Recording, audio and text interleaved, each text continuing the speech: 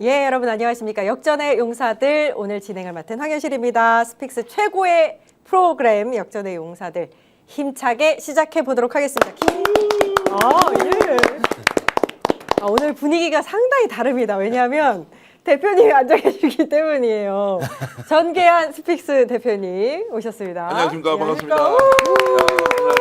기쁜 소식 함께 하게 돼서 너무 좋은데요. 아침에 9시쯤 가가지고 송영길 대표 현장 라이브 방송 한 3시간 반, 4시간 했습니까? 했는데 하여튼 방송에 나오지 않았던 여러 가지 이야기 오늘 재밌게 설명드리겠습니다. 예, 저도 그거 봤는데 송영길 대표님이 스픽스 얘기를 굉장히 크게 했어요. 그동안의 고마움을 표현을 하셨습니다. 뒷이야기 잠시 후에 들려드리고요. 김종욱 정치학 박사님 나와 계십니다. 안녕하세요. 네, 안녕하세요. 안녕하십니까. 김대호 2분 뉴스 기자님 나와 계십니다. 안녕하세요. 네, 안녕하십니까. 네, 안녕하십니까. 박수 제가 좋아하는 이경 기자님 나와 계십니다. 네, 안녕하세요. 안녕하세요. 반갑습니다. 이경입니다. 오늘 더 아름다우십니다. 다들 네. 더 아름다우시고요. 모두 다 아름다우시고. 설 명절 이제 시작인데 사실은 지금부터 설 명절을 이제 즐기시는 분들 계실 거거든요. 어디 고향 내려가십니까, 다들? 전 안 내려갑니다. 안 내려가세요? 서울에서 왔다 갔다 하고. 방송하시는 거 아니세요? 계속? 아니, 방송도 요즘은 안 불러주더라고요. 나이 먹었다. 그래요? 젊은 사람들만 쓰고 그래서 아니 지금 명절에 방송할 사람 못 찾아서 오늘 방송 마치고 괜히 연락드려야 되겠다. 여기 찾으셨습니다. 네. 예. 지금 뭐 이제 댓글에도 설 명절 잘 보내시라는 인사가 굉장히 많이 올라오고 있습니다. 그리고 송영길 대표님 오늘 무죄 선고 나온 거 축하의 목소리들이 이어지고 있는데요. 그거 이슈부터 그럼 시작하도록 하겠습니다. 오늘 서울고법에서 2심이 있었고요. 불법 정치자금 수수, 돈봉투 의혹 모두 다 무죄 선고를 받았습니다. 먼저 서울고법에서 나와서 바로 기자회견을 하는 송영길 대표님의 모습부터 보고 와서 이야기 나누겠습니다. 당을 해체하고 또 송영길이 그냥 합당 논란과 상관없이 민주당으로 돌아가겠습니다.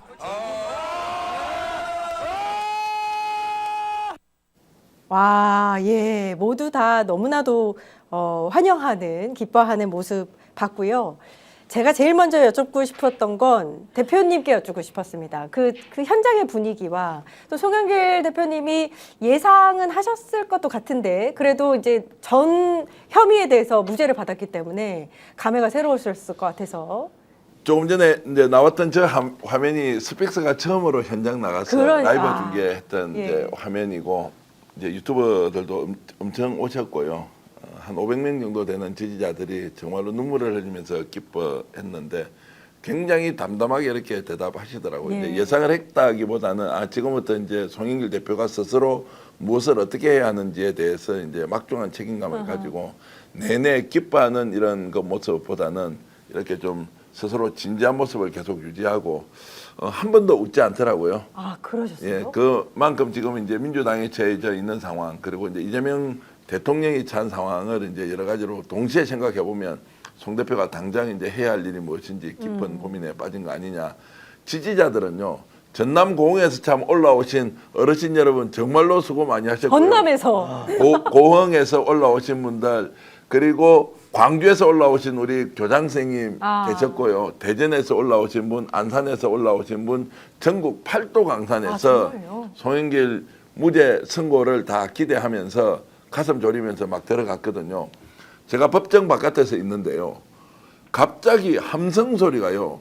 이재명 무죄다 할 때 와 이렇게 윤석열 파면이다 와 이렇게 했던 기억나죠. 네. 갑자기 저희들은 서울중앙지법의 서관 쪽에 이제 바깥에서 방송을 하고 있었는데 우리가 이제 실시간으로 그 정다은 대변인이 계속 실시간으로 이제 이렇게 안에서 들려오는 소식, 자 이제 선고 시작했습니다. 한 15분 하면 끝날 줄 알았는데 20분, 25분, 30분, 35분, 40분까지 가더라고요. 깨알 같은 문구를 받아서 바로바로 실시간으로 얘기를 해주는데 무죄가 나오기 직전이었어요. 그래서 그런 것들을 모두 종합해본 결과 아직 우리한테는 문자가 전달되지 않은 안쪽에서 월드컵에서 바로 축구골을 넣은 느낌으로 중앙지법의 법원 청사에서 대규모 함성이 들렸어요. 예. 그런데 우리는 아직 뜨지 않는 한 5초, 10초쯤 뒤에 떴는데, 야, 그만큼 많은 분들이 그 법정 주변에서 기다리고 있었고요. 오늘 서울중앙지법에서는 어떤 또 배려를 했느냐면, 워낙 많은 분들이 방청을 하러 오는데 그 방청석 안에는 한 40석 정도밖에 안 되니까 못 들어가잖아요. 복도에 사람이 꽉 차 있으니까 그게 안 되니까 법원에서 배려를 해줬어요. 아. 방을 3개를 재판 안 하는 방을 열어놓고 어머. 그 안에 방청하도록 하고 TV를 틀어줬어요. 아, 정말요? 법원 내에서. 아. 그래서 이제 이것을 중계방송 하듯이 굉장히 이례적인데. 이례적이죠. 예. 그만큼 이제 국민적 관심이 높으니까 중앙지법에서 이 사건의 상황을 정확하게 전달해 주기 위해서 그렇게 했고, 이거는 이제 외부에는 생중계가 되지 않았지만 법원 우리만 알수 안에서 있는. 법원 안에서 이제 중계를 그렇게 해줬고요. 우리는 이제 직접 그 영상을 받을 수는 없으니까 현장에 있는 분이 깨알 같은 댓글로 초고속으로 바로바로 이제 카톡으로 날려서 그걸 이제 그대로 우리가 일종의 대독을 해준 거죠. 네. 그래서 오늘 제가 가칭 가짜 판사였습니다. 가칭 네. 가짜 판사. 아, 말씀 들어보니까 현장의 모습들이 생생하게 전해지는데, 이게 이렇게 지지자분들이 기뻐할 수밖에 없는 이유가 2023년부터 이게 시작된 거예요. 3년 만에 기쁜 무죄 소식이 들려온 거라서 더 전국 팔도에서 오신 모든 지지자분들, 또 기다리셨던, 이 결과를 기다리셨던 국민 여러분들께서 진짜 기쁨의 그 마음을 감추지 못하시는 것 같습니다. 선고 직후에 송영길 대표가 이전 부총장의 알선수재 사건을 수사하면서 불법적으로 이 증거를 가져다가 돈봉투 사건을 수사했고, 관련 없는 먹사연에 대해서 별건의 별건으로 수사해서 기소를 했다, 이렇게 말씀을 하셨는데, 이거 어떻게 보셨어요? 이번 선고? 저는 그 송영길 그 대표님이 소나무당이었는데 소나무당 권한대행을 했던 분이 황태영 교수님이었어요. 네. 황태영 교수님이 가장 먼저 무죄다 이렇게 아. 단톡방에다 올리셨더라고요. 이제 그 보면서 생각해보면 이놈의 새끼 한동훈 이런 생각부터 들죠. 기억나죠? 어찌 보면 이 사건의 가장 중심에는 한동훈이라는 인물이 존재했었고, 노웅래 전 의원부터 시작을 해서 일사천리 민주당 의원들 뭐 돈봉투 부수라고 이런 부수러 그거, 얘기를 하면서 예. 말도 안 되는 짓을 했었고, 상당히 민주당이 비도덕적인 집단인 것처럼 돈을 받아먹는 맞아요. 집단인 것처럼 그렇게 어떤 이미지를 들씌우는데 가장 중심에 섰었는데, 무슨 얘기를 할까? 아직까지 아무런 얘기도 나오지 않은 것 같다는 느낌이 들었고요. 또 하나는 송영길 대표가 속으로는 많이 울었을 것 같다 생각이 많이 들어요. 많이. 왜냐하면 이재명 대통령 저번에 패배한 선거에서 테러까지 당하시면서 진짜 온몸을 바쳐서 선거운동을 했었는데, 그 이후에 탈당을 할 수밖에 없었잖아요. 이 사건 때문에. 가장 사랑했던 맞아요. 민주당이라고 하는 당을 떠나서 새로운 당을 만들고 싶었겠습니까? 쉽지 않았었겠죠. 여기 오고 싶었겠죠. 돌아올 길이 너무 높은 거야, 허들이. 근데 이제 드디어 그 허들이 다 무너져서 여기에 돌아오시게 된다면 본인으로서는 진짜 감개가 무량할 것이고, 어찌 보면 또 진짜 잘못된 검찰 권력 윤석열의 그림자랑 싸워서 승리한 거여서 뭐 아까 담담한 모습이 있으던데, 집에 들어가면 아마 속에서 얼마나 많은 눈물이 나실까 생각이 들기도 했습니다. 맞아요. 예, 그 사모님도 굉장히 고생을 많이 하셨거든요. 오늘 아마 두 분이 부둥켜 안고 우시지 않을까 싶은데, 현장에서 예. 제가 이제 남영신 여사님을 만났죠. 이제 방송 네. 우리가 이제 현장에서 이렇게 이제 그 응원하시는 분들이 모여 있던 집회장에는 오셨다가 이렇게 피해가지고 좀 숨더라고요. 당신이 이렇게 얼굴을 드러내면 안 되니까. 근데 이제 그 끝이 나고 손희 대표가 이제 바깥으로 나올 때, 그러니까 이제 무죄 선고를 받고 나올 때는 진짜 많이 우셨는지, 원래 강단이 보통인 분이 아니신데요. 맞아요. 눈이 촉촉하게 이렇게 많이 젖어 있고, 또 아들하고 딸이 왔어요. 그 이름이 이제 송주환 군하고 또 송현주라고 이제 따님이 있으신데, 이분들이 아버지가 구속돼 있을 때, 지금 다 무죄가 됐지만 어쨌든 이제 구속돼 있을 때 광주에서 출마를 했잖아요. 선거운동을 할 사람이 없으니까 그 남영신 여사하고 아들, 딸이 진짜 선거운동을 할 때 이제 스픽스에 몇 차례 나와서 했는데, 보니까 어떠냐고 하니까 따님이 진짜 막 토끼춤을 추면서 뭐 다른 뭐 이거 큰 제스처가 아니고 막 토끼춤을 추면서 정말로 기쁘다고, 그 여러분들한테 고마움을 전한다고 이렇게 했는데, 사실 이 두 딸 아들은 집에서 과외 한번 안 시키고 그냥 공부를 하고 이제 컸고요. 또 송영길 대표 집에 방문을 해본 사람이 별로 없지 않습니까? 저렇게도 살 수 있구나 정치인이. 5선 국회의원의 변호사 출신의 인천시장까지 했지 않습니까? 당 대표도 했죠. 용산에 있는 빌라 한 20평 정도 남짓되는 어. 거기에 정말로 청빈한 삶을 저렇게도 살 수 있는가라고 할 정도로 아하. 너무너무 검소하게 살아서 혹시 가난을 미덕으로 생각하나 할 정도로 몸소 실천하는 분이에요. 그러니까 그 내용을 아는 분들은 송영길에게 한번 빠지면 진짜 괜찮은 사람이 아는데 이제 너무 똑똑하니까 약간 들어가면 확 흡수를 해내기보다는 너무 내 앞에서 좀 큰 산이다 이런 느낌을 이제 주는 것은 있지만 어찌됐든 이제 그런 과정들이 예. 아마 부둥켜 안고 울었다라고 하는 거는 오늘은 아마 그렇지 않을 것 같고요. 지금까지 아마 두 사람이 부둥켜 안고 항상, 많이 울었을 것이다. 왜냐하면 외로울 때 찾아주는 사람 없이 정말로 풍찬 노수 가듯이 바깥에서 했지 않습니까? 실제 제가 송영길 대표한테 이재명 정부 들어서고 나서 대통령이 이제 조국 대표를 비롯한 여러분들에 대한 사면을 검토할 때 송 대표도 사면을 해주고 싶은 마음이 있었지만 송영길 대표는 저는 무죄 받고 돌아오겠다라고 이렇게 의사를 전했습니다. 그랬군요. 그러니까 대통령이도 부담을 들어주고 내가 지금 억울하게 윤석열 한동훈 검찰 정권으로부터 탄압을 받았는데 내가 살아와야 다른 사람들 살아올 수 있는 것이지라고 하면서 정말로 본인이 홀로 외로이 저 길을 이제 걸어갔거든요. 그 과정에서 정말로 송영길 대표는 용기가 남다른 사람이었을까? 두려움이 없었을까?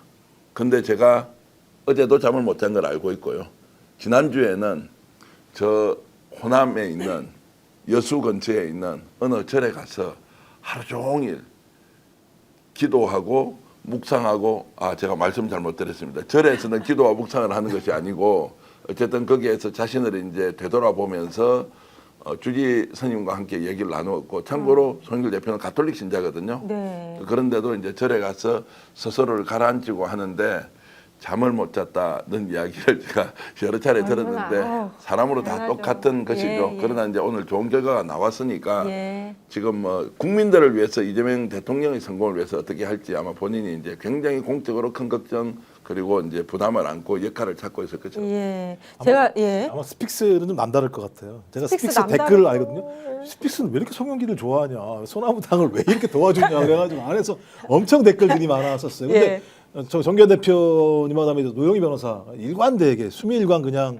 계속 저 송영길 대표 지켜주려고 노력했었고 왜냐하면 무죄인 걸 아셨을 테니까 분명히 그래서 역시 예를 들면 중요한 건 신뢰다 그리고 신뢰할 수 있을 만큼의 모습들을 보여준 송영길 대표가 존재했었기 때문에 그 신뢰를 믿었던 것 같고 그 믿음의 결과가 아까도 말씀하셨는데 정기현 대표 약간씩 울컥울컥 하시는 것 같아가지고 느낌에 예를 들면 그래서 사필 규정이다 그리고 예를 들면 그런 정치인들을 우리가 잃지 않기 위해서 진짜 열심히 노력해야 된다라는 생각을 다시 한번 하게 돼요. 그리고 그 과정에서 스픽스가 참 중요한 역할을 했다. 네, 좋다. 제가 조금 말씀을 드리면 예. 이제 이재명 대통령에 대해서 사과하는 마음으로 저는 이제 대선 전에 방송을 진짜 책임지고 해야 되겠다고 했던 것이 저도 이제 이재명 대통령이 당 대표 시절에 또는 그 이전에 여러 가지 이제 문제 제기가 될 때 설마 문제가 없는 것을 저렇게 얼토당토 안 하게 검찰이 뭔가 문제가 있었으니까 저렇게 아니 조사하고 땡 기소하고 쪽에 이렇게 연기날까? 생각을 했던 적이 있었죠. 근데 어느 순간 이재명 대통령이 살아왔던 삶의 궤적과 그 수사 사건에 대한 것들을 저 기준대로 확인하고는 이건 절대로 없던 일을 만들어낸 공작이라고 생각을 했고요. 그때는 어떤 사람을 좋아하고 좋아하지 않고의 문제를 떠나서 억울함을 당하는 사람을 우리가 직접 확인했을 때 그 사람을 위해서 어떻게 우리가 노력을 할 것이냐. 이게 이제 언론의 사명일 수도 있고요. 또는 시대 정신을 가지고 있는 일종의 기자 출신으로 할 일이라고 이제 생각을 하고 있었는데 송영길 대표도 제가 아이고 옆에 왜 저리 사람이 많이 없어. 진작 했으면 이미 대통령 감이었는데 그런데 늘 이제 송영길 대표는 좀 홀로 있는 듯한 그리고 조직적으로 죄를 확장 못하는 듯한 느낌을 가졌을 때 그렇구나 뭐 이렇게 생각했는데 막상 이제 돈봉투 사건이 터졌어요. 아유 결국 돈 돌렸구나 이제 터졌구나 이렇게 하면서 그냥 변명하겠지 또는 핑계 대겠지 이런 마음이 제가 실제로 있었거든요. 근데 이거 내용을 하나하나 확인해 보니까 진짜 그런 게 아니고 그렇게 되면 나도 올가미로 덮어씌우면 저는 뭐 최소 징역 20년 이런 거 선고 받겠더라고요. 그러면 그렇지 않은 것을 당하고 있는 정치인에 대해서 우리가 어떻게 할 거냐. 그 민주당의 주류기 때문에 아니 민주당을 빠져나왔기 때문에 또는 소나무당에서 국회의원 출마해서 떨어졌기 때문에 이런 것이 저는 기준이 되어서는 안 된다. 진실이 무엇이냐. 그 진실을 향해서 몸부림치는 그 사람에게 옆에서 인터뷰하고 한마디 말 되들어주고 그 사실을 정말로 적은 사람이 보지만 알려주고 그 과정에서 국민들이 송영길의 진가를 알아가는 과정으로 정말로 10명이 보든 100명이 보든 그 감사한 분들이 있는 것만으로 너무너무 이제 영광스럽다라는 이제 생각을 하면서 송 대표하고는 소나무당을 좋아한다 안 한다 그분을 뭐 특별하게 뭐 충성심을 가지고 한다 이런 걸 떠나서 진실을 향한 그 몸부림에 이제 함께했다라는 것이 오늘 이제 좋은 결과로 이어져서 예. 감사한 생각이 들죠. 스픽스가 함께 했습니다. 변종복님이 스픽스 감사합니다. 라고 남겨주셨습니다. 한동훈과 윤석열의 설계라고도 할 수 있어요. 당시에 법무부 장관 한동훈이 무리한 기소를 통해서 이재명 당대표의 힘을 낮추기 위해서 송영길 당대표에게 굉장히 무리한 혐의를 뒤집어 씌웠다. 이렇게 볼 수 있지 않습니까? 사실 이 윤석열 정권에서부터 시작되는 이 검찰의 이러한 많은 만행들에 대해서 되게 안타까운 분들이 많아요. 이화영 평화부지사도 예. 그렇고 그리고 이제 송영길 대표님도 그런데 이브뉴스 우리 강지우 기자가 여기 재판을 되게 오래 다녔거든요. 그러면서 저한테 자주 해줬던 말이 어허. 송영길 대표님 재판을 다녀보니까 좀 이거는 여태까지 봤던 다른 재판이랑 좀 다른 것 같다. 좀 억울한 측면이 많아 보인다는 이야기를 계속 해줬었거든요. 근데 그거보다 제 귀에 남았었던 건 보통 이제 민주당에서 큰일 하려고 도우시려다가 정치 검찰에 얽힌 재판들이 많은데 생각보다 관심이 나중에 가면 많이 떨어지더라. 들어오는 사람도 없고 기자들도 없어서 혼자 외로우셨겠다. 그런 이야기를 했던 기억이 나요. 예. 그래서 오늘 아침에 이제 스피스 대표님도 아침에 그 법원 가서 하는 거 봤는데 거기서 좀 감동적이더라고요. 아하. 그러니까 이거 보면요. 숫자도 정치자금 7억 6,300만 원, 뭐 소각시설 청탁 4천만 원 수수, 숫자로 완전히 악마화해서 뭔가 죄가 있는 것처럼 사람을 그렇게 만들어 놓고 나중에 국민들 관심 없어지면 그냥 이렇게 피의자, 피고인으로 낙인 찍히는 거예요. 어떻게 보셨어요, 이번 선거?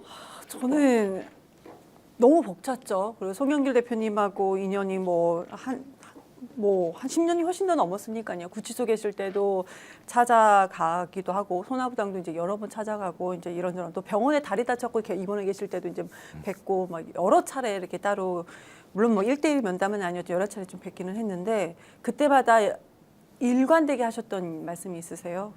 나는 사면복구 요구하지 않는다. 난 분명히 무죄다. 먹사연이고 돈봉투고 이거는 이 부분에 대해서는 깨끗하게 무죄 혐의를 벗을 수 있다. 자신 있다 말씀하셨습니다.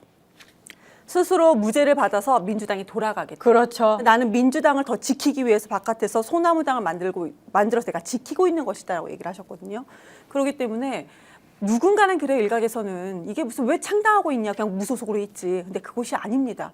그러면 송영길 하나의 개인으로 보고 민주당이고 어디고 다른 데서 들여다보지 않습니다. 당대표였음에도 불구하고 정치권 여의도가 다 그렇다고 생각합니다. 그래서 저는 창당하고 버티고 계셨던 부분에 대해서 되게 적극적으로 저는 찬성했던 부분인데 그렇게 얘기하셨던 부분에 자신감이 있었던 거지 그분은요. 그래서 이런 당연한 결과가 나왔다. 근데 다만 좀 개인적으로 마음이 아팠던 것은 그동안 송영길 대표를 이제 이렇게 법적인 무죄가 다 나오기 전에는 다 의원들 물어보잖아요. 마음속으로 그분은 그럴 뿐이 아니야. 그분 아까 사는 것도 말씀 주셨지만 그분의 삶을 본 사람들은 그럴 수 있는 사람 자체가 아니야. 이렇게 얘기를 했어요. 그런데 적극적으로 나서가지고 그분의 송영길 대표의 편을 들어주지 못했던 겁니다. 그런데 이제는 되게 매우 오늘도 많은 국회의원들이 같이 옆에 그렇죠. 가서 서 예. 계셨고 그 자리에 있지 않은 많은 분들도 송영길 대표 전 대표를 모두 다 믿었습니다. 그래서 당연한 결과다. 예. 이제는 저는 당연히 민주당에 이제 들어오셔야 된다. 예. 이것은 송영길 대표가 내가 들어가겠소라고 얘기하는 것이 아니고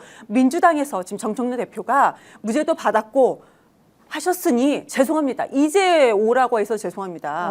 그래서 지금이라도 와서 우리 이번에 지방선거 같이 한번 뛰어봅시다라고 얘기를 해야 된다고 생각합니다. 제가 아까 전에 사실은 송영길 대표하고 전화 인터뷰를 잠깐 했었어요. 근데 이제 법원에 나오자마자 하셨던 얘기 중에 복당 이야기가 있어서 여쭸더니 설 연휴 이후가 되지 않겠느냐 이렇게 말씀하셨고 정청래 대표하고 통화를 했다고 합니다. 통화를 해서 축하한다 이런 얘기를 들었고 뭐 복당이나 뭐 선거 관련한 이야기까지는 하지 않았다라고 들었는데 복당이 언제쯤 될 거라고 보세요? 근데 본인이 한 얘기가 탈당을 하면서 내가 무죄를 받고 돌아오겠다. 그렇죠. 돌아오겠다. 거기에 대한 제가 볼 때는 민주당 내부에 합의가 있었던 거 아니에요? 그래서 당연히 지금 2심 무죄가 나왔는데 또 어느 사람들은 야 그래도 대법원까지 가야 돼 이렇게 얘기하는 건 제가 볼 때 말이 안 될 것 같고 예. 2심이 대부분 다 형에 대해서 확정을 하는 거고 3심에서는 큰 문제가 없다라는 생각이 들어서 이제 항소할지 안 할지 모르겠습니다. 아직까지 좀 할지 모르겠습니다만 항소하지 않는다면 종결되는 거기 때문에 저는 뭐 설 지나기 전이라도 제가 볼 때는 정청래 당대표가 통화를 했다 그러면 뭐 예를 들면 선후배니까 형님 오십시오. 제가 따뜻하게 안겠습니다. 이렇게 얘기하는 게 제가 볼 때 그렇죠. 상식일 것 같고 예, 예. 절차 같은 경우는 당에 뭐 당원 당규가 이런 내용들이 있을 테니까 거기에 맞게 하면 되는 게 맞는데 저는 이거 시간 끌면 또 오해를 낳아요. 시간을 끌지 않았으면 좋겠다. 가급적이면 빠른 시간 내에 이 자체가 적어도 한동훈 그러니까 윤석열 한동훈에 의해서 매우 의도된 어떤 민주당에 대한 조작 사건과 맞습니다. 유사한 형태가 됐기 때문에 이 문제를 시간을 더 끌게 되면 괜한 예를 들면 오해가 있을 수도 있다라는 느낌이 있고 지금 댓글도 계속 올라오는 게 두 양반이 사이가 안 좋은 것처럼 여기 나오는데 그런 건 아니니까. 원래 민주당에 계셨던 분이잖아요. 그럼요. 그래서 이제 이런 얘기가 더 안 나오게 하려면 예. 설 때 좀 쉬시라 그러고 지금까지 설 지나자마자 복당 절차 빨리 밟자고 얘기해서 예. 빨리 정리하는 것 자체가 이 당이 커지는 거잖아요. 네. 그러니까 윤석열과 한동훈의 검찰 권력에 맞서서 사법적인 싸움을 해서 승리를 해서 그 사람들이 하나하나 복귀하는 거잖아요. 민주당으로. 그러면 민주당은 더 커지는 거기 때문에 더 커지는 길에 저는 정청래 당대표가 가장 선두에서 그런 큰 품을 보여줄 필요가 있다고 생각을 합니다. 저는 정청래 당대표가 이제 이미 뭐 언론에서 이제 지금 송영길 전 대표가 하는 이야기와 달리 충분히 이제 들어올 수 있는 복당을 가급적이면 서둘러서 하자라고 하는 제안을 했을 수 있다고 보고요.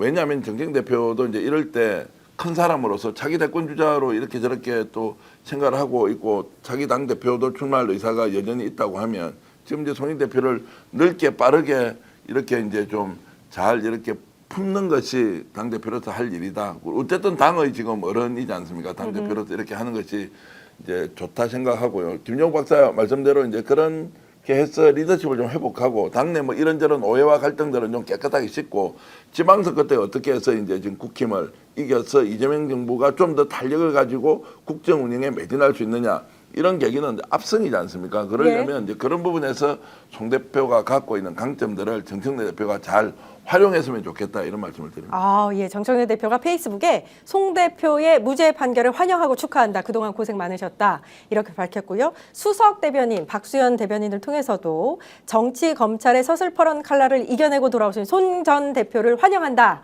이렇게 밝혔습니다. 또 환영한다 정도면 네. 복당 절차 시작되는 거. 그렇죠. 당원 수석 당규 대변인이 절차에 이렇게 따라서 얘기했어요. 어서 오세요. 이렇게 되는 거죠. 그러니까요. 그 송영길 대표가 인천 계양을 출마 보궐선거를 희망하는 걸로 저는 알고 있거든요. 오늘 그 얘기는 조금 이제 피하시긴 하셨는데 계획상에 있는 걸로 알고 있어요. 아무래도 이제 본인을 상징하던 곳을 아하. 이제 이재명 대표 당시에 이제 너무 이렇게 한 거지 않습니까? 네. 그래서 더더욱 이번에는 좀 특별하게 바라보지 않을까. 예. 저는 그렇게 생각하고 있습니다. 그러면은 그 선거 구도가 어떻게 될까요? 좀 복잡해집니다. 이 문제에 대해서 이제 좀 이제 전제를 좀 한번 예.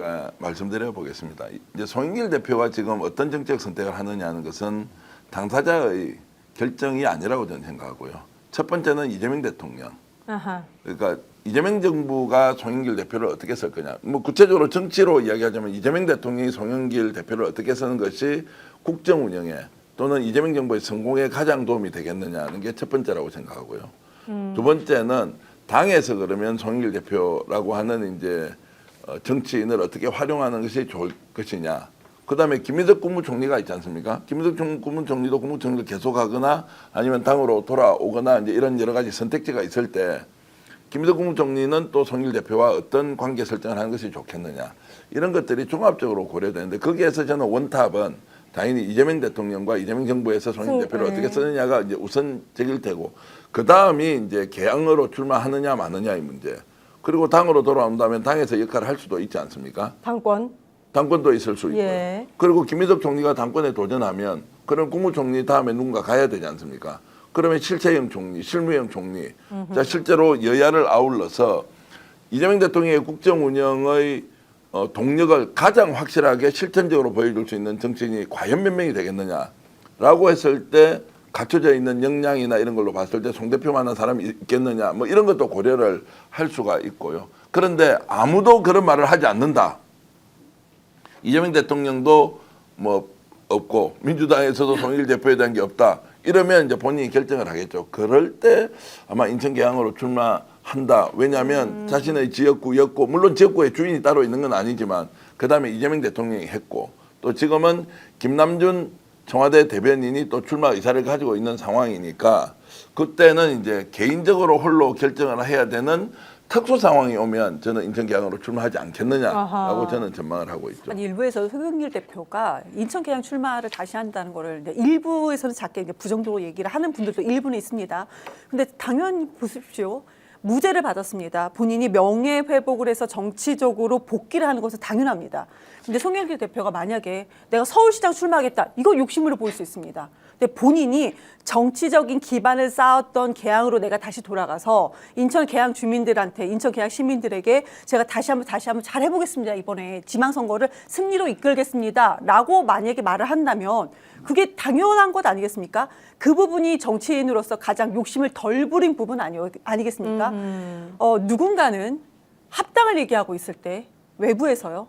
근데 송영길 대표는 나 그 소나무당 나 이거를 당을 없애고 그럼 내가 개인으로서 내가 홀로 당에 민주당에 들어가겠다라고 하는 부분입니다. 근데 저는 정치인으로서 민주당에서 정치적 기반을 이렇게 많이 쌓은 부분이 모든 욕심을 버리고 가장 작게 선택한 부분이 인천 계양이라고 저는 생각을 합니다. 그리고 이렇게 제가 저 생각뿐만이 아니고요. 이런 의견을 내는 사람들이 제가 만나보는 많은 분들도 이런 의견을 상당히 많이 내고 있다는 점 말씀드리겠습니다. 저는 조금 다르게 말씀을 드리면요. 이제 송영길 대표가 정치적으로 성공하는 것보다 지금 이 시점에는 이재명 대통령과 이재명 정부의 성공을 위해서 무엇을 하는 것이 맞는지가 저는 더 우선돼야 한다고 봅니다. 개인적인 친소관계를 다 떠나서 우리는 이재명 대통령과 이재명 정부를 성공시키지 않으면 또 다음 정권을 재창출하지 않으면 내란 세력이 여전히 저렇게 좀비처럼 움직이고 있고 도저히 상상할 수 없을 정도로 아직도 위협과 이상 행동들을 하고 있고 국힘은 저렇게 해서 없어져 버려야 하는데 그런데도 저 극우 망동을 부리면서 존재하고 있는 여기에 대통령 지지율이 아직도 60%밖에 안 됩니다.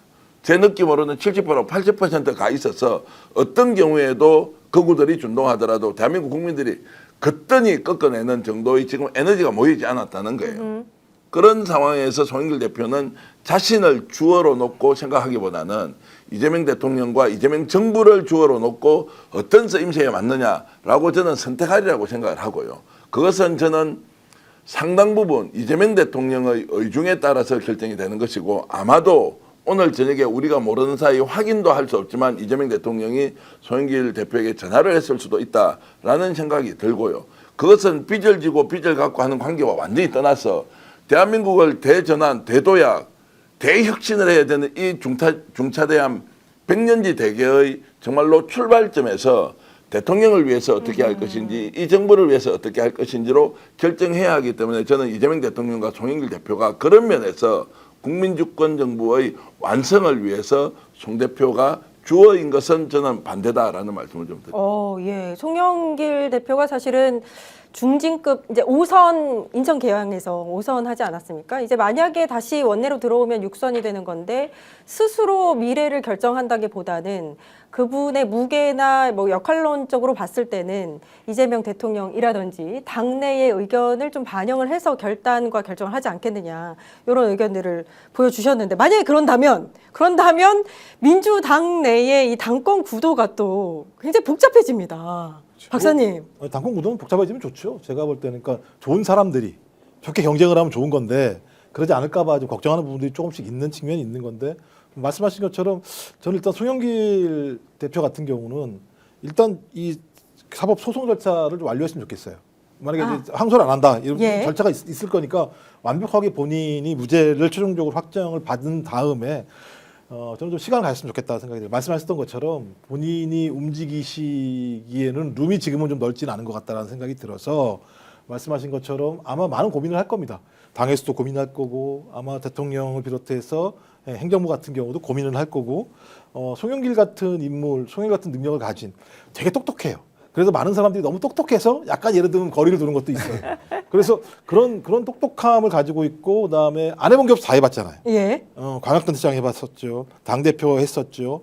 뭐 해본 걸 다 해봤기 때문에 좀 약간은 좀 시간을 가지시면서 아마 그런 분위기가 조성이 될 거다. 그런 분위기가 조성될 때 본인이 거기에 맞게 움직여도 충분하다 생각이 들고 그럴 만한 깜냥이 안 되는 분이라면 이런 얘기도 안 하겠죠. 아하. 분명히 그런 깜냥이 되시는 분이니까 조금 기다리셔도 당연히 본인이 할 수 있는 역할이 나올 거라는 생각이 들고요. 저희가 괜히 앞서가서 뭐 당대표 선거 나와라 뭐 이렇게 하게 맞네. 되면 오히려 부담스러울 수 있죠. 맞네. 네, 부담스러울 수 있습니다. 아마 예. 시대와 상황이 송영길이라고 하는 인물을 부를 때가 좀 바로 언젠가 있을 거라는 생각이 들고 예. 아마 6월 이전에 있을 거라는 생각이 들어서 그때까지 조금 계셔도 괜찮지 않을까? 제 네. 느낌에. 첨언을 조금 드리면 어허. 우리 질문에 당권 경쟁에 영향을 줄 거다라는 질문을 해주셨는데 저는 그거는 외부에서 방해 회방꾼들이나 하는 소리다. 그 전혀 안 그렇습니다. 그러니까 송영길 대표를 오래전부터 막 20, 30년 오래전부터 알았던 지역에서도 알아셨던 분들과 제가 얘기를 해보면은 그분의 별명이 우리 이제 보통 단순 무식이라고 하잖아요. 근데 그분 4개국어를 합니다. 매우 똑똑한 분이세요. 그런데 또 욕심은 없어요. 잔머리를 안 굴리세요. 그래서 별명이 뭐냐면 정말 친한 사람들까지 부르는 별명이 단순 유식입니다. 네, 단순 유식. 네. 이분은 네. 본인이 스스로 내가 당권 경쟁에 뛰어들겠다는 생각이 지금도 전혀 0.1%도 없는 분이세요. 그러니까 이렇게 또 당에 분란이 일으킬 것 같다라고 예상하는 그런 분들은 그분들이 지금 본인들이 뭘 할 것인가 욕심 부리는 분들이라고 생각하셔도 되지 않을까 그렇게 말씀드리겠습니다. 예. 나이가 이제 63년생이죠. 그러면 몇 살입니까? 이재명 대통령과 실제 동갑이고 호적에는 1년 차이 82학번 연세대 81 아닙니까? 81학번입니까? 81 84년도에 아마 연세대학교 종학생회장 이제 학도국장이 끝이 나고 일반 학생으로 바뀔 때 첫 종학생회장을 했는데 제가 우스개로 이런 말씀 드리겠습니다. 저 나이에요. 저 큰 덩치에요. 감방 생활을 한겨울에 158일인가 했어요. 그래서 그때는 그 큰 분이 독방 생활을 했거든요. 그러면 둘 중에 하나입니다. 우라통이 터져서 쓰러지거나 아니면 모든 것을 내려놓거나. 그래서 송영길 대표가 이번에 그 감옥 생활을 이렇게 쭉 하면서 모든 것을 다 내려놓으니까 이제 편해졌다라는 것이 저는 단순히 지적으로 성숙을 했다 이런 것보다는 세상을 바라보는 눈이 완전히 달라졌을 수 있다. 그리고 훨씬 더 폭넓게 이해하고 수용하고 포용하고 그리고 정청래 대표에 대해서도 진짜 잘해야 된다는 진심이 있고 단 이런 이야기는 하더라고요.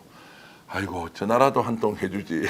한 통도 못 받았던 모양이더라고요. 저 나라도 한 통 해주지. 이제 이런 그 약간의 넋두리 같은 건 있었지만 이제 모든 것을 비워놓고 내려놓고 이렇게 했고 그런 것들이 아마 이제 민주당과 이재명 대통령을 위해서는 상당히 큰 역할을 할 것이다. 요즘 많이 힘들고 어려운 이재명 대통령이 제일 마음속으로 든든한 지원한 사람이 왔다 이렇게 생각하지 않았겠나 싶습니다. 네. 대통령이 왜 힘드시죠?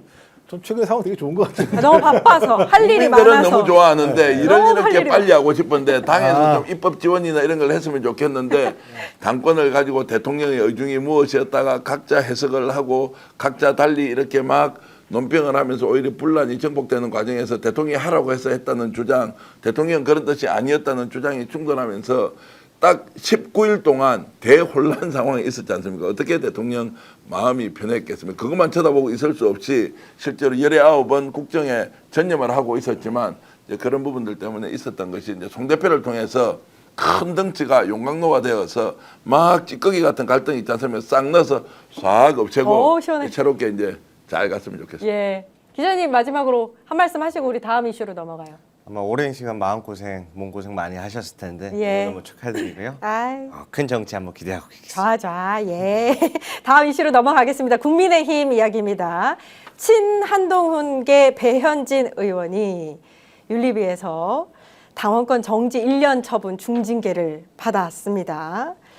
이거 생각보다 저는 사실 예상했던 것보다 좀 중징계라는 느낌이 들었어요. 왜냐하면 지선을 앞두고 있기 때문이고 서울시당 위원장이기 때문에 이거는 거의 공천권을 빼앗기 위한 조치다라고밖에 볼 수 없거든요. 오늘 뭐 기자회견에서 본인의 변을 밝히기도 하고 굉장히 이제 뭐 이 부분에 대해서 장동혁 대표가 본인에게 굉장히 강한 징계를 내렸다는 부분에서 억울함을 표시를 했는데 이거 어떻게 보셨습니까? 뭐 지금 제가 볼 때 뭐 배현진이 중요한 게 아니라 지금은 거의 제가 볼 때 두더지 게임을 하고 있죠. 아, 두더지 게임이다. 고개 들면 때리는 예. 거죠. 고개 들면 때리는데 제가 볼 때 아주 좋은 망치를 하나 잡은 것 같아요. 윤리라는 망치. 네, 아 윤리비라는. 근데 그 윤리위원장에 대해서 당 내부에서 아주 지금 머리가 아파 죽으려고 그래요. 완전 독고다인가 봐요. 예. 윤리위원장이라는 사람이. 그래서 자기 마음대로 하는 거 통제가 안 되는 상황이고 오늘도 다른데 저희 종편 나가는데 8페이지짜리더라고요. 배현진에 대해서 당원권 정지 1년을 때린 게 8페이지였어. 근데 내용을 보니까 4가지 정도의 사유인데 실제로 3가지 사유, 우리가 많이 알았던 3가지 사유는 징계 사유가 안 됐어요. 오. 딱 한 가지예요. 미성년자 어린이 사진 올린 거. 아 정말요? 그걸로? 네, 그 사진이 핵심이었어요. 그렇기 때문에 진짜 따지고 보면 이거 그냥 진짜 작사를 내려고 그러는 거. 저는 그 잘했다는 얘기가 아닙니다만, 지금 상황에서 소위 장동혁이 작년 말부터 얘기했던 장동혁의 계획이 실행되고 있구나. 어허. 한동훈 날리고 김종영 날리고 그다음에 오세훈 계속 예를 들면 협박하고 그다음에 와중에 좀 살려두려고 그랬는데 배현진이 계속 서울시당에서 나름대로 또아리를 트면서 뭔가 장동혁과 다른 길을 가려고 하니까는 거기까지 엮어서 정리를 하려고 하는 것 같고 거기 플러스해서 이제 이정현 지금 공천관리위원장 그래서 이제 외피로는 이정현 제 대학과 선배거든요. 외피로는 그냥 그 호남 출신의 국민의힘 중도적인 인물이라고 생각할지 모르겠습니다만 내부적으로는 친박근혜 TK 지역에서 장동혁과 윤 어게인 세력들로 걸려갔다가 서서히 교체하려고 하는 이 전반적인 계획 속에서 진행되었었고 돌출적으로 제가 볼 때 배현진이 벌써 툭 튀어 올라온 거죠. 그러니까 우리 두더지 톡 튀어 올라오면 어떻게 하죠? 망치로 바로 때리는 거죠. 근데 오늘 1년이니까는 제가 볼 때는 근데 모르겠습니다. 가처분 신청 내거나 이렇게 하게 되면 바로 냈습니다. 요건 좀 그 법률가들은 좀 문제가 될 수 있다고 얘기하더라고요. 왜냐하면 이렇게 당원권 정지를 함으로써 자기가 할 수 있는 그러니까 서울시당 위원장이 할 수 있는 일들을 못하게 하는 일이 발생하게 되면 거기에 따르는 불이익이 너무 크기 때문에 원래 당무에는 다 개입하지 않는데 법원에서 근데 이 건은 어쩌면 그 문제와 관련해서 이렇게 할 수도 있겠다는 생각이 들어서 만약에 그게 가처분이 인용이 된다면 제가 볼 때는 또 저쪽은 또 복잡한 상황으로 갈 수밖에 없는 것 같아서 잘 됐죠, 뭐 저쪽이요. 저러라고 냅두죠, 뭐. 예, 잘하고 있어요. 취재한 게 박사님 아주 좋은 말씀 해주셨는데 일단은 서울시의원이나 이런 권한들 자체가 굉장히 큰 거에 비해서 그거에 대한 방어권이 너무 펼쳐지지 않아서 이거는 이제 가처분에 대한 중점이 많이 쏠린다. 그 한 부분이 동의를 하고요. 또 두 번째로는 이제 두더지 잡기 말씀하셨잖아요. 실제로 그 얘기들이 많이 오갑니다. 마음에 안 들면 다 때려잡는데. 숙청. 예, 근데 이제 지금 국민의힘에서 얘기가 많이 나오는 게 뉴페이스, 뉴스타트, 새로운 얼굴로 새로운 시작을 하겠다 이런 이야기가 나오는데 지금 두더지 잡기 게임 얘기 나왔지 않습니까? 당대표 본인부터가 뉴페이스가 아니다. 근데 무슨 뉴스타트냐. 이제 이러한 분위기가 계속해서 지금 조성되고 있는 그런 상황으로 보여집니다. 예. 배현진 의원 저도 이제 취재해 보니까 배현진을 그동안에 이렇게 중징계 때린다고 생각하지 않았습니다. 다들 그냥 경징계 정도로 끝날 거다라고 얘기를 했었어요. 그러니까요. 지금 이번에 이제 4건이라고 말씀드렸잖아요. 그러니까 한동훈이라든지 그러니까 장동혁이라든지 윤석열, 김건희에 대해서 SNS 비방이라 조롱글 뭐 이거는 그냥 경고 주의 정도다라는 거고 그리고 한동훈 제명 그 서명 반대했던 부분 이 부분을 실은 이거를 되게 좀 중점적으로 봤었어요. 이게 그래도 가장 위험하지 않을까. 그런데 이것은 사실관계 확인이 어렵다고 해서 이번에 징계 사유가 절대 되지 않았습니다. 근데 마지막으로 아까 말씀 주신 것처럼 미성년자 아동사진 SNS 그 올린 부분이 있잖아요. 이게 결정적인 이유로 1년 당원권 정지인데 이게 계속 제가 취재한 결과로는 아니 이거 SNS 상에서 그 아동 사진을 반박글로 이렇게 해서 캡처해서 올린 부분을 이거를 중징계를 주기는 어렵다라니까 계속 나왔어요. 근데 왜 그럼 이렇게 중징계를 줬느냐 계속 물었죠.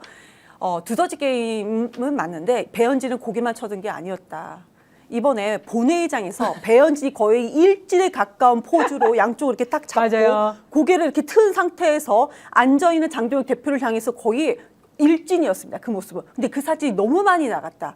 그래서 그게 결정적인 결정타가 아니었겠느냐. 그 이유를 찾아야 되잖아요. 예. 그 가장 국민들이 분노하고 불편했던 부분이 미성년자 아동 사진이었습니다. 그렇죠. 그것이 아동학대 명예훼손 아니었겠느냐라고 논란이 얘기합니다. 있었어요. 근데 예. 배현지 측에서 이렇게 얘기하잖아요.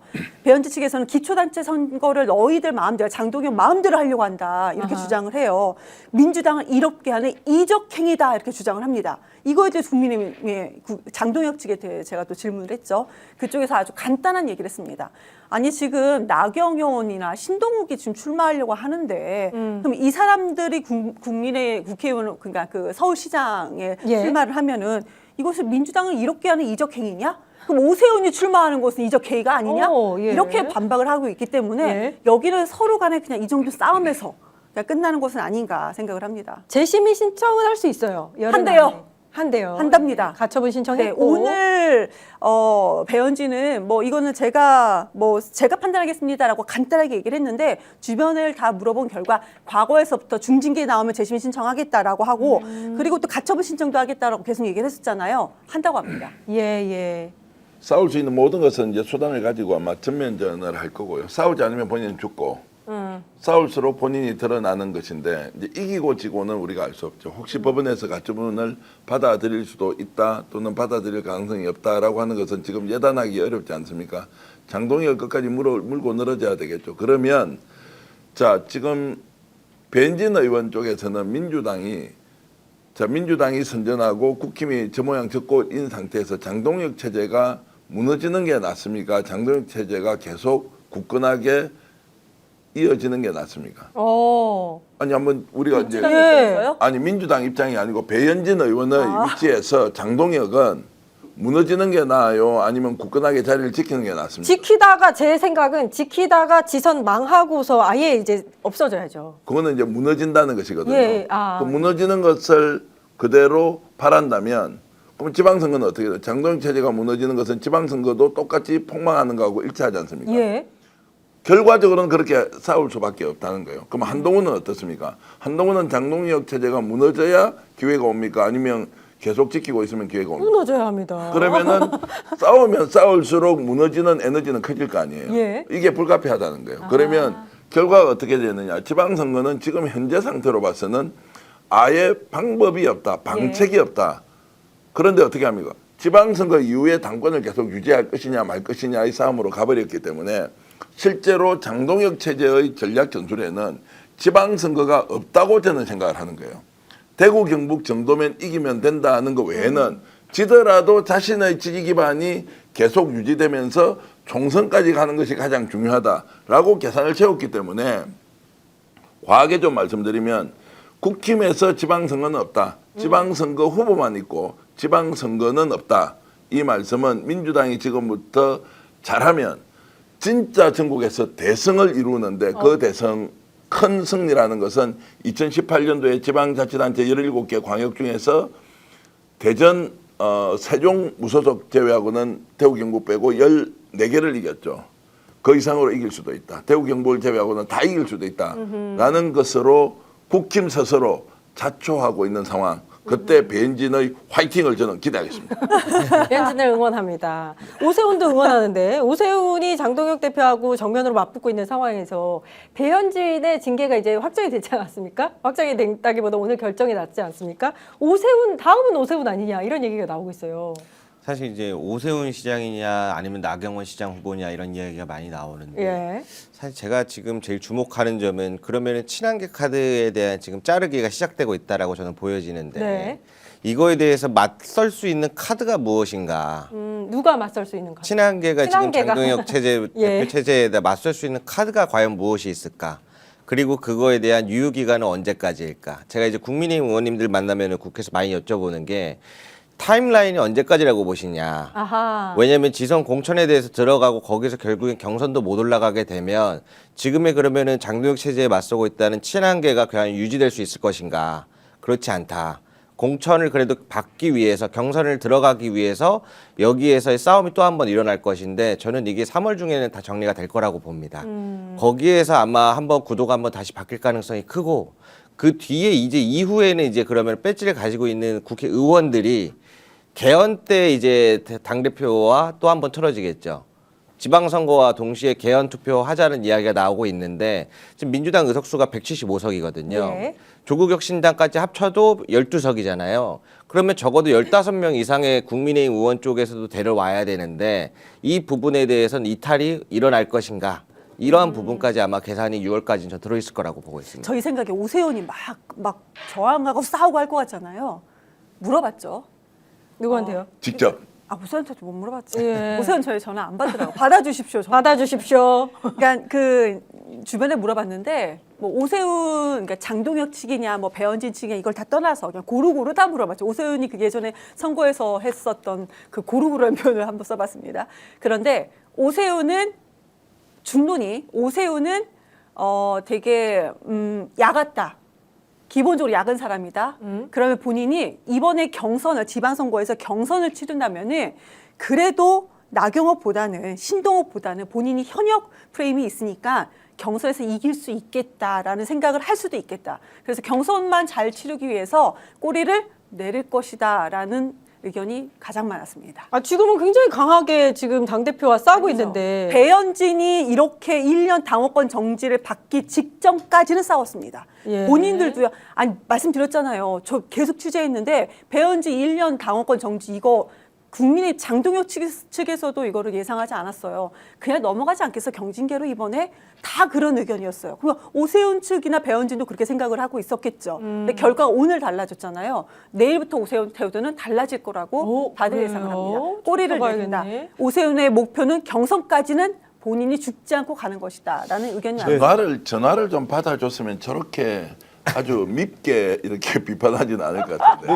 대체로 전화 보면 받아주면 되죠. 3개월, 6개월 봤어요. 보니까 3개월, 6개월 정도 그냥 가지는 않았을 거라고. 3개월, 6개월 정도만 하면 어차피 아무것도 못 하는 거니까 뭐 예. 1년을 때리나 6개월을 때리나 3개월을 때리나 아무것도 할 수 없는 거는 마찬가지 상황이니까.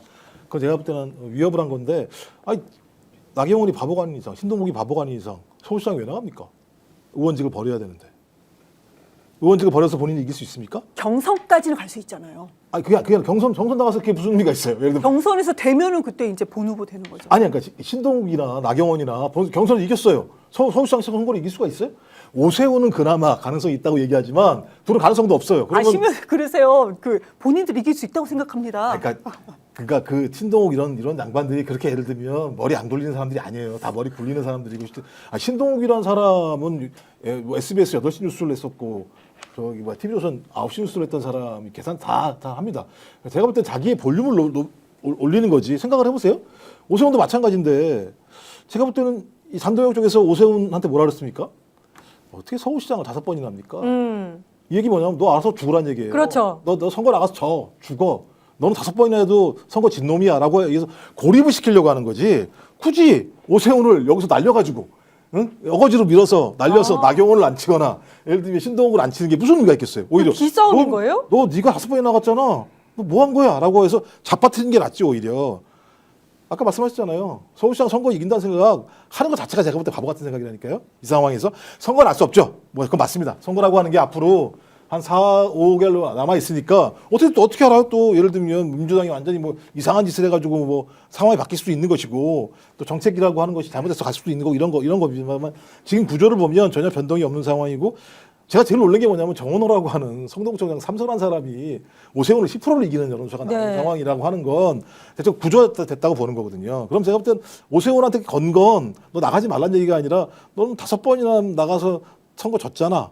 고립시키려고 하는 전략이지. 저는 그렇게 보는 게 맞다는 생각이 들어서 여기도 저기도 다 머리를 쓰는 거죠. 우리가 바보같이 보일지 모르겠습니다만 그들 선에서는 매우 합리적인 계산을 하고 있는 거예요. 각자 따지고 보면. 이해관계에 따라서. 합리적인 거죠, 그게. 예. 현상만 보면 여러 가지 이제 해석이 가능하잖아요. 근데 예. 좀 더 깊이 들어가서 본질적으로 지금 장동혁 체제의 이제 장동혁 대표의 머릿속에는 지방선거가 그렇게 중요하지 않다는 거예요. 그 전제로 보면 정말 오세훈 시장 흔들었다가 후보 되든 말든 자신의 당권 유지가 더 크다, 중요하다라고 이야기를 하더라도 막 그 명예훼손 소송을 걸 만큼 반발을 못 할 것 같아요.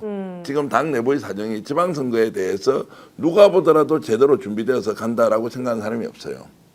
김민수 대변인, 김민수 지금 최고위원 같은 경우에 발언 보잖아요. 예.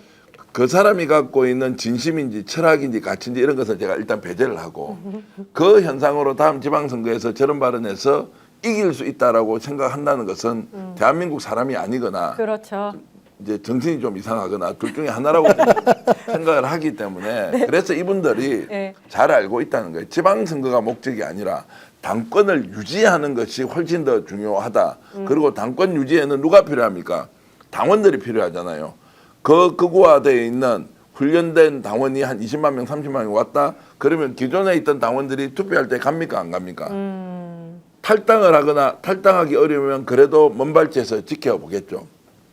그러면 당권 유지되는 거 아니에요. 예. 그러면 자산이 2천억 정도 있는 뭐 3천억이라는 이야기도 있습니다. 그 당에서 주인을 하고 있으면 그게 더 낫지 않습니까? 당권 지었는데 2년 동안 갑니다. 그 총선 때 가서 따로 보는 거죠. 뭐 그때 뭐 끝내든지 말든지. 그래서 그 이전에 서울시장이 오세훈 시장이 된다 안 된다라고 하는 것은 중요한 것처럼 현상적으로 보일 뿐 본질적으로는 그것이 이슈도 아닐 수 있다 이런 말씀을 드립니다. 그러니까 그 당이 얼마나 재밌냐면 저는 전환기를 보면서 놀라운 거예요. 야, 내 아침에 경찰서 가는데 너 장동영 너 밥 먹으러 가냐? 그거 말이 되냐? 나한테 와야지. 예. 이 얘기를 대놓고 해요. 그러면 당에서 작사를 내야지. 야, 이 자식아 네가 뭐야라고 작사를 찍소리를 안 해. 그러니까 또 뭐라고 진짜 안 가. 그러니까 또 뭐라 그러냐? 초심으로 돌아가야지. 너가 널 위해서 해준 게 얼마나 많은데 그 얘기 뭡니까? 엄마 1.5선짜리 우리가 딱 밀어줘가지고 당대표 만들었잖아. 근데 네가 초심으로 가야지 이 자식아 이런 얘기를 하는 거잖아요. 그다음에 뭐 갑자기 또 저 고성국은 갑자기 전두환 사진 걸라고 얘기하고 뭐 이런 식으로 간다라고 하는 건 뭐냐면 자기들의 표가 그냥 말만 하는 게 아니라는 거예요. 그 사람들이 실제로 그 당원들의 숫자가 있다는 거예요. 그래서 내가 그 숫자를 확인한 것 같아요. 사람들이 당연히 확인이 돼요. 왜냐하면 그 구현 선거가 있게 되면 지역마다 다 파일들 숫자가 있습니다. 그래서 그 지역 같은 경우 당협이면 300~400명만 돌면 무조건 이겨요, 이 사람이.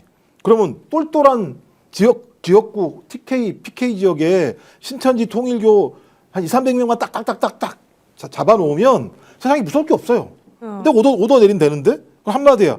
당신 국회의원 안 할 거야? 이게 얼마나 무서운 얘기겠습니까?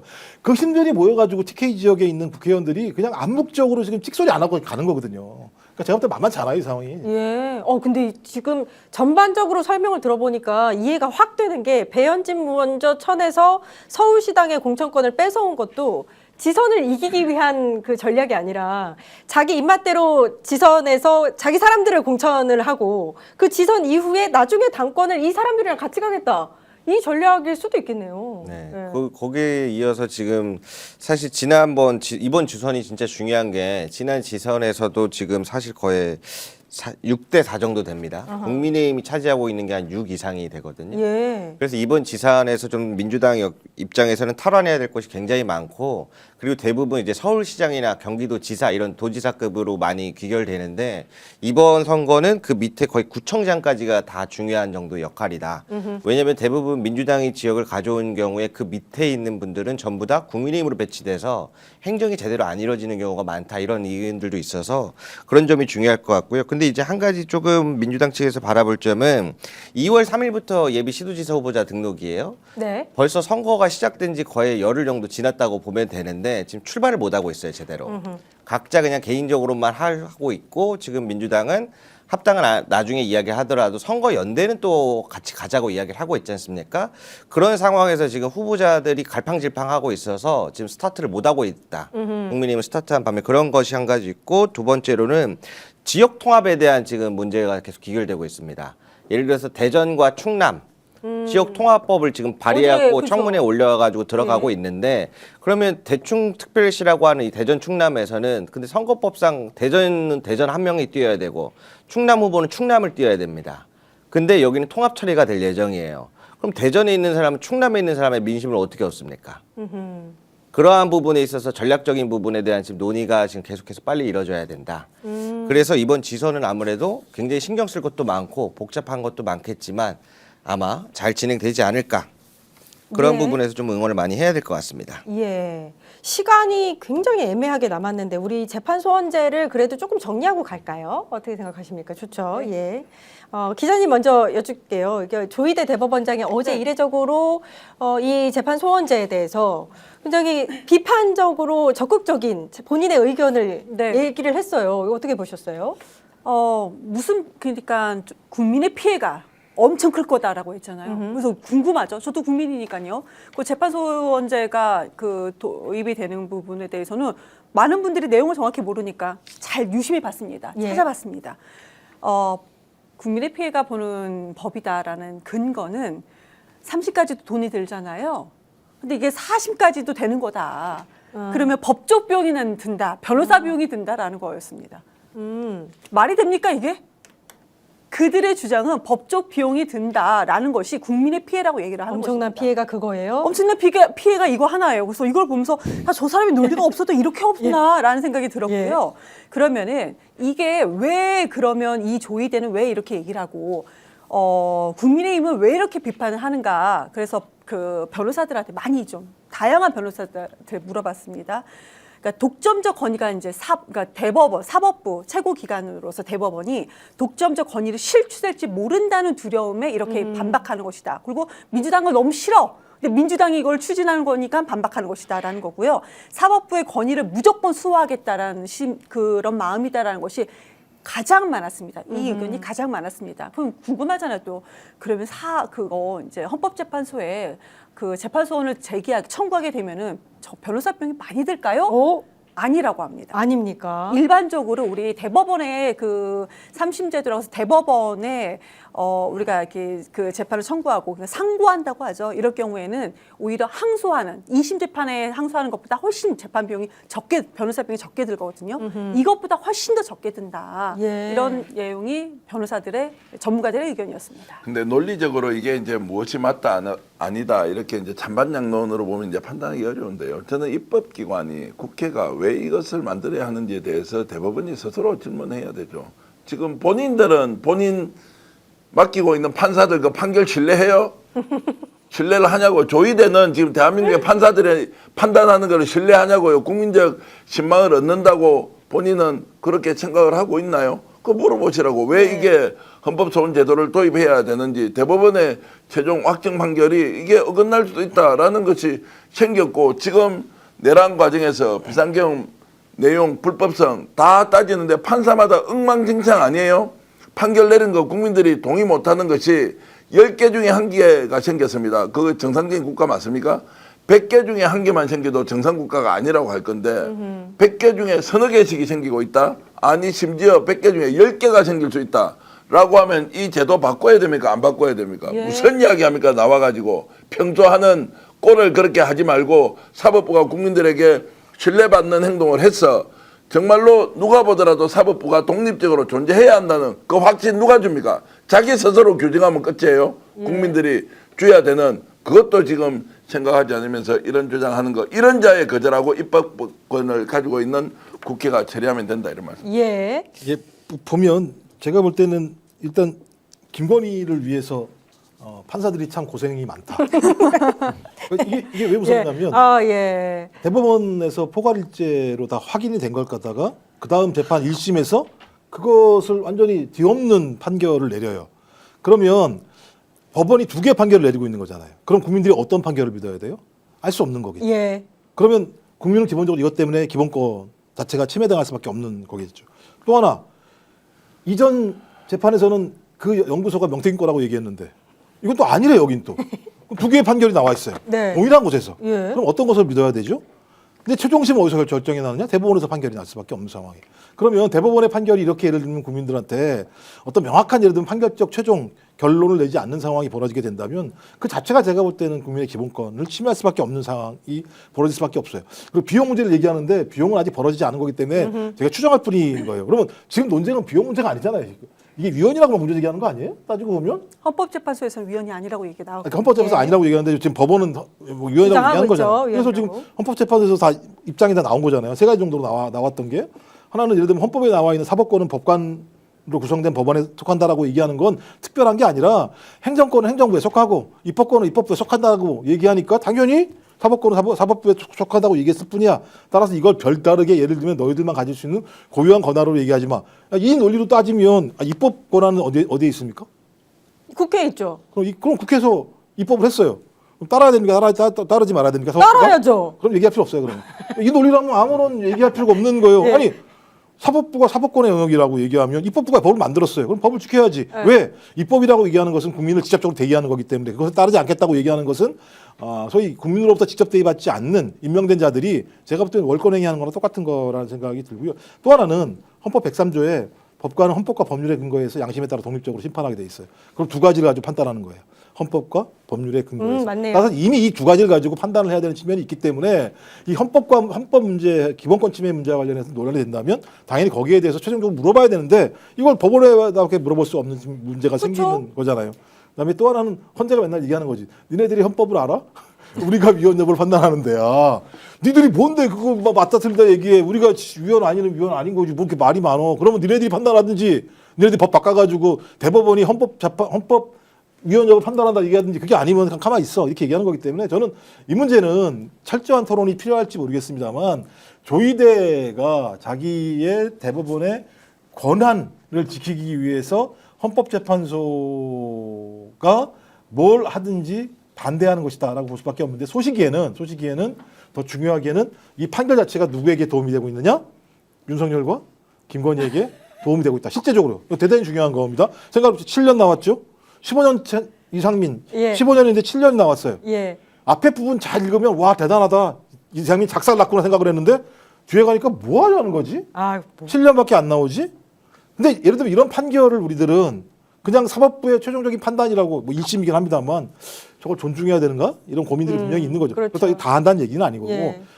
소위 뭐죠? 국민의 기본권을 침해하는 사례에 한정적으로 그렇죠. 물어본다라고 얘기하는 거니까 대법원이 북한의 수정처럼 무오류가 아니라면 대법원도 실수할 수가 있다. 근데 그것도 헌법 기본권 관련된 문제라고 얘기한다면 그런 부분들에 대해서 심도 있게 논의하고 그 법을 가지고 한번 실험해 보는 것도 맞겠다 이런 생각이 들어요. 예. 헌법소원, 재판소원 이거 뭐 여러 가지 말이 있는데 국민 입장에서는요. 내가 30까지 헌법적으로 내 기본권이 보장받지 못한다고 할 때 헌법재판소에 이제 헌법소원 청구를 한다든지 재판소원 청구를 할 수가 있는 겁니다. 그럼 궁금하잖아요. 이번이 이게 그럼 국회에서 통과가 됐는지 언제 시행되는지. 응. 지금 법사위까지는 통과됐습니다. 민주당에서는 2월 내에 이것을 다 통과시키겠다고 하는 겁니다. 그러면은 대통령께서 거부권 행사하지 않으면은 2월 그냥 27년도 초에 이게 시행이 될 텐데 중간에 또 국민의힘에서 막 뭐라고 하지 않을까? 근데 전혀 문제되지 않는다. 필리버스터를 해도 민주당 조국혁신당에서 180석이 넘기 때문에 그럼요. 24시간에 다 막을 수 있는 거고요. 그리고 민주당이 이게 법이 통과되면 151석만 되면 통과가 되는 건데 민주당만 170석이 넘습니다. 그렇기 때문에 이거 문제없이 통과가 된다. 그래서 어허. 이 법은 국민한테 저는 필요한 법이라고 생각을 합니다. 예. 162석. 162석 그리고 조국혁신당까지 하면은 이게 충분히 통과될 수가 있다. 그래서 27년도 초 시행이 가능성이 충분히 있다라고 말씀드리겠습니다. 예. 조희대의 이 반대 의견에 이례적으로 또 헌재가 오늘 관련해서 의견을 냈는데요. 재판소원 소송 지옥 우려에 반박을 하면서 지연돼도 오류는 당연히 바로 잡아야 한다. 찬성의 의견을 냈습니다. 제가 보니까 이게 되게 복잡한 수싸움이 많이 들어가 있다는 생각이 듭니다. 어허. 왜 그러냐면은 지난번에 백대현 재판부에서 윤석열 5년으로 갑자기 꺾어준 거. 그리고 이번에 이상민 예. 7년 아하. 반절, 그리고 네. 김건희 1년 8개월, 명태균, 김상민 전 검사 사실상 무죄에 가까운 다 이런 이상해. 것들을 보면서 이거 저희가 다 들어가는 재판들이거든요. 예. 근데 그래서 다 이상해. 판결 내용을 거의 주말마다 다 분석을 해요. 네. 그런데 여기서 이상한 점이 하나 발견되는데 거기서 보면은 앞부분에서 중간까지는 내용이 좋아요. 그쵸. 내용이 좋다는 건 무엇이냐? 계엄이 명백히 잘못됐고 이 행위는 용서할 수 없다라는 내용이에요. 맞아요. 그런데 후반으로 가면서 갑자기 하나씩 붙어요. 초범이다. 다만 다만. 그러나 이런 게 붙으면서 마지막에 형량만 꺾여요. 그게 무슨 뜻이냐면은 앞에 판결문의 내용은 다른 재판에도 충분히 이 사람들의 유죄라고 하는 것을 입증될 수 있는 내용이 증명이 귀결되는데 단 형량만 좀 봐주는 모양새로 가는 게 참 이상했거든요. 그러면 지금 오늘 문제되고 이야기 나오는 게 지금 사실 재판소원제도 그렇고 이게 두 가지가 주로 귀결되지 않습니까? 대법관 증언 수를 늘리자. 그리고 대법심이 3심 최종 말고 그 위에 헌재를 하나 더 둬서 4심 제대로까지 가자. 그러니까 이제 대법원 입장에서는 우리 위에 헌재가 어떻게 올라와? 어허. 이거는 우리가 자존심 상해서 못 받아들이지. 지금 이 상황이잖아요. 근데 이제 아까 앞에서 잘 말씀해 주신 것처럼 국회가 입법부에서 입법을 했어요. 근데 사법부가 그 입법을 존중해 주지 않아요. 그런데 여기서 문제가 뭐냐면 그 뒤에예요. 이거를 가지고 볼모를 잡는 듯한 모양새가 나타나는 거야. 너네가 우리를 계속 괴롭히면 우리도 재판 어떻게 하는지 봐. 이 모양새가 자꾸 펼쳐지니까 지금 민주당 입장에서도 아마 생각이 많을 겁니다. 아, 여기서 지금 내란 재판 관련해 가지고 선고를 또 설 연휴 직후에 앞두고 있는데 이거를 지금 어느 시점에 어떻게 넘겨야 될까? 그거에 대한 고심이 굉장히 많을 거고, 그리고 어제도 국회에서 본회의에서도 이거에 대해서 다 안 넘어갔지 않습니까? 뭐 네. 법 왜곡죄나 일부가 안 넘어간 부분들이 이러한 부분에 대한 아마 계산이 있을 거라고 보여지고 있어요. 예, 사심제 표현을 쓰셨는데 요것만 조금 수정하겠습니다. 죄송합니다. 네. 헌법심입니다. 네, 헌법심. 예. 그렇게 해서 예. 지금 굉장히 사실은 이 사법부와의 기싸움이 굉장히 심한 상황이다. 그런데 문제는 이제 사람들도 검찰 개혁도 마찬가지고 사법 개혁도 물러나면 안 된다. 이번에 단단히 바꿔야 된다 하는 분들의 이 열망이 많기 때문에 어허. 그러한 상황 속에서 지금 이루어지고 있다 말씀드리겠습니다. 그러니까 핵심적으로 법은 보수적일 수밖에 없어요. 왜냐하면 법은 과거를 의유로 하는 거기 때문에 현실을 반영하기 되게 어려운 측면이 있거든요.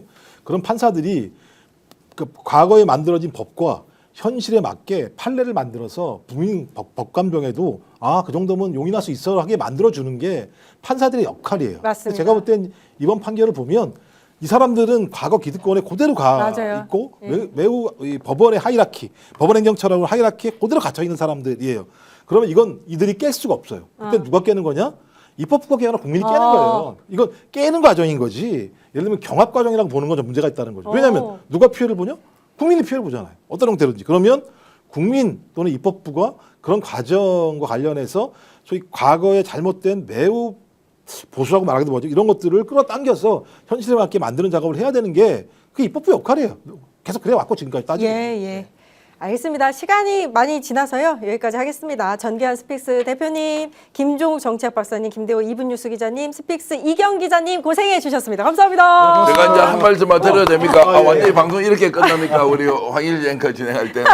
광고 안 하나요? 광고. 아닙니다. 제가 이제 네, 더 하시죠. 예. 광고하시기 전에 제가 말씀 하나 드리고 싶은데 예. 오늘 이제 송영길 그 전 대표 지금 현 소나무당 대표에 대한 무죄 판결을 내렸던 판사가 누군지를 제가 꼭 얘기를 하고 싶었어요. 좋습니다. 윤성식 좋다. 부장 판사인데요. 예. 내란 전담 재판부에도 참여하시는 분인데 이분이 한 40분 정도 이제 판결문을 쭉 읽어 내려갔습니다. 이분이 이제 원래 법률에 따라서 재판하는 분으로 굉장히 유명한 분이었는데 오늘 이제 판결문을 전체적으로 이렇게 쭉 흐름들을 보니까 정말로 꼼꼼하게 이것이 왜 저가되지 않는지, 왜 검찰에서 과잉 수사를 했는지, 이것이 증거 능력으로 인정되지 않는지를 조목조목 따지면서 정말로 명문장을 우리가 읽어볼 수 있구나라고 할 정도로 판결문을 조목조목 이제 세세하게 잘 하셔서 윤성식 부장 판사 같은 분도 있구나. 이것이 이 부장 판사의 결론에 대해서 우리가 뭐 동의를 한다거나 찬동을 한다거나 특정 정치인이 무죄를 받아서 좋구나 이런 것이 아니라 아직도 사법부 내에는 이런 분도 있으니 우리가 복걸복으로 어떤 판사를 만나느냐에 따라서 내 죄가 생기기도 사라지기도 하는 것이 아니라 사법부 전체가 신뢰를 받는다면 윤성식 부장 판사 같은 분이 정말로 대다수의 판사로 구성이 되는 그 나라를 기대하면서 오늘 윤성식 부장 판사가 정말 결론 내준 것에 대해서 진심으로 감사의 말씀드립니다. 오늘 저녁은 내란 전담 재판부에 들어갑니까? 6명이 있는데 그 중에 이제 한 분으로 이제 들어가는데 그것은 이제 서울중앙지법에 있는 고법 재판부의 부장 판사 중에서 이제 각 부서가 있으면 일부 11부 뭐 그렇게 해서 이제 그쵸. 서로 이렇게 이제 그쵸. 그 제비 뽑기죠. 이제 그렇게 해서 이제 정했는데 거기에 이제 들어간 6명 중에 한 분의 판사인데 어찌됐든 대한민국의 법치가 여전히 살아있다, 정의로운 결론을 내릴 수 있다는 그 표본을 보여줬던 윤성식 부장 판사가 정말로 오늘 저녁에 이 순간만큼은 송영길 무죄를 통해서 사법부에 대한 신뢰를 저는 보내겠습니다. 예, 좋습니다. 그러면 광고를 그럼 읽을까요? 분위기가 그렇게 됐으니까. 예. 당연한 듯 한번 가입해놓고 계속 사용하시는 인터넷 TV 3년 이상 계속 사용하고 계시다면 비교원에서 갈아타고 사은품도 챙겨가세요. 인터넷 TV 신규 가입 시 48만 원, 휴대폰 구입 시 최대 50만 원, 정수기 렌탈 시 최대 30만 원, 최대 128만 원의 혜택을 만나실 수 있습니다. 여기에 인터넷 가입하신 후 쓰시던 휴대폰, 알뜰폰 그대로 통신사 변경 시 최대 30만 원 혜택을 받으실 수도 있습니다. 본인 가입 후 추천을 통해서 지인이 가입하면 최대 4만 원 이마트 모바일 상품권도 드립니다. 개인정보 보안도 철저해서 한 건의 보안 사고도 없는 비교원. 8억 원 이상의 보증보험을 가입해 한 분도 억울한 일이 없도록 준비된 비교원. 인터넷 TV, 휴대폰, 정수기 비교는 비교원에서 하시기 바랍니다. 자세한 내용은 1670-2571를 통해서 상담 받으시거나 더보기 링크 또는 네이버 비교원을 검색하시고 상담 신청하시기 바랍니다. 큼지막한 사이즈의 부새굴비 10마리 77,900원. 선물용으로 제수용으로 너무 좋은 프리미엄 부새굴비입니다. 꽉 차오른 살밥, 넉넉한 구성, 스픽스몰 특별가로 작년보다 더 저렴하게 판매합니다. 스픽스 멤버십 전용 회원 배지 플러스 이모티콘이 출시됩니다. 리뉴얼 오픈했습니다. 단돈 990원으로 스픽스의 든든한 가족이 되어주실 수 있습니다. 멤버십 가족만을 위한 특별한 선물, 이름 옆에 빛나는 전용 회원 배지, 오래 함께 할수록 더 멋지게 변합니다. 방송 중에 내 마음을 200% 표현해줄 전담 이모티콘이 출시됐습니다. 더 좋은 콘텐츠를 만들 수 있는 소중한 자양분이 될 테니까요. 많은 참여를 부탁드립니다. 여기까지 하겠습니다. 다시 한번 이름을 말씀드리겠습니다. 정기환 스픽스 대표님, 김종국 정치학 박사님, 김대원 이브뉴스 기자님, 이경 기자님 고생해 주셨습니다. 감사합니다. 새해 복 많이 고맙습니다. 받으세요. 고맙습니다. 새해 복 많이 받으세요.